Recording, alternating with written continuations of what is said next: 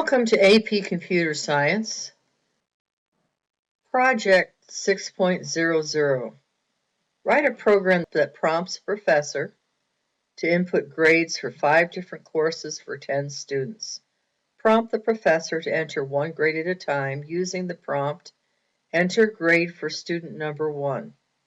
Enter grade 1. Verify that the professor enters only A, B, C, D, or F.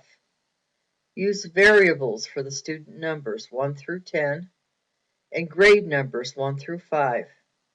Also have your program calculate the grade point average, the GPA, for each student. A student receives 4 points for an A, 3 points for a B, 2 points for a C, 1 point for a D, and 0 grade points for an F. Score the grades and points in parallel arrays. Search the arrays to determine the points for the grades. The class name is grade point. So here's what we're doing. We're doing a parallel array. So when you think of a class that produces 2 arrays, basically you're thinking about something in terms of columns and rows. So what you're doing is you have an array of 10 students with an array of grades for 5 particular courses. Okay, and what you're doing is you're changing these letter grades into number grades and dividing by 5 for each one. Let me show you. So this one is taking A and giving that a 4, D plus is 1, C is a 2, A is a 4 again, and B is a 3. And you're taking that and dividing it by 5 and coming up with 2.8. Is your GPA is going to be what? Your GPA is going to be a double, correct? So if I go down to each particular number, you can see that each one of these letters have been converted into a number all the way down. So what you're going to produce is going to output something like this, okay? For 10 students and 5 grades, you're working on this array to produce a GPA. What is this going to look like?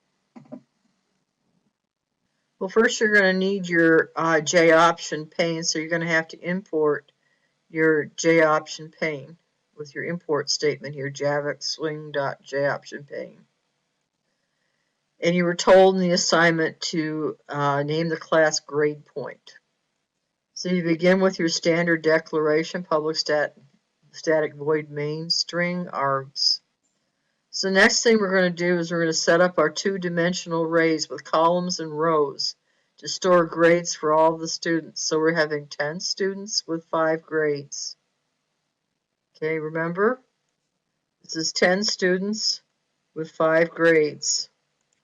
Now we're going to name a string output, and we're going to instantiate it at null.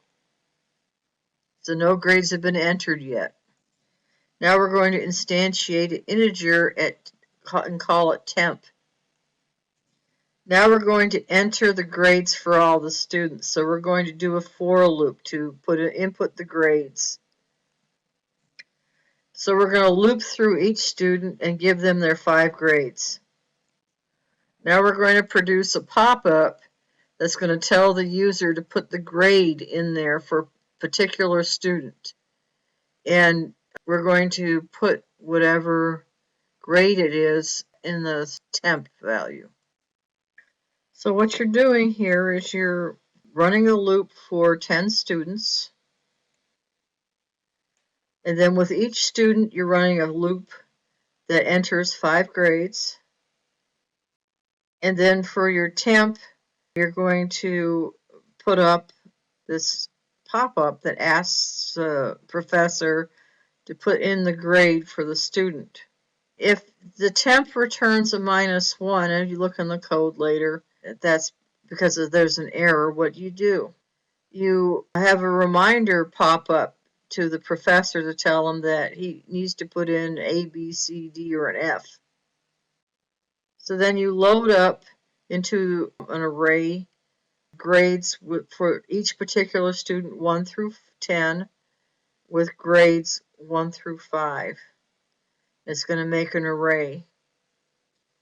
an array that looks like this with two values. So when you're finished running all the grades through the loop and you've got your grade book populated with all of this, you need to produce your grade point average. So this is a calculation. How does this work? So you're going to produce some output. You're going to do another for loop to calculate and output the GPAs of the students. So what you've got to do is you've got to first translate the letter grades into numbers. A 4 for an A, a 3 for a B, a 2 for a C, a 1 for a D, and a 0 for an F. So you translate each one of those letters into a number.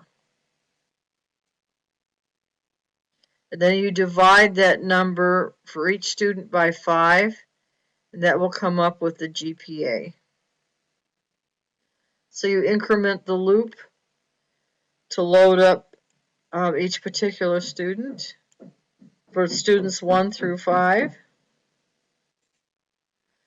So here you're going to convert the alphabetic letter grade into an integer. So you go through the string, converting the grade to an integer. So here's your case. If there's no grades, you return a -1. And remember, we dealt with that situation up above. If there's a -1, you push out an error code, right? Otherwise, you push out this. For each particular grade that's given, you translate it into a number. If there's no grade, you return a -1 once again for an error.